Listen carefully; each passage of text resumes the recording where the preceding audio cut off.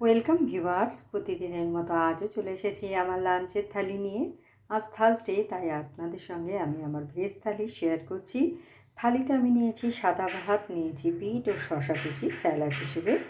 প্রথম পাতে খাওয়ার জন্য নিয়েছি লাল শাক ভাজা, যেটা আমি কালো জিরে শুকনো লঙ্কা ফোড়ন দিয়ে বাদাম দিয়ে রান্না করেছি। নিয়েছি বেশ কয়েকটা পাঁপড় ভাজা। তার সাথে খাওয়ার জন্য নিয়েছি ভেজ ডাল, যেটা আমি ক্যাপসিকাম, গাজর, বিনস, কড়াইশুঁটি দিয়ে ও ভাজা মুগ ডাল দিয়ে তৈরি করেছি। ফোড়নে দিয়েছি জিরে ও শুকনো লঙ্কা, একটু আদা জিরে বাটা দিয়ে আমি নামিয়েছি, আর দিয়েছি একটু গরম মশলার গুঁড়ো। তারপরে নিয়েছি পনির, আলু ও মটরশুঁটির একটা রসা।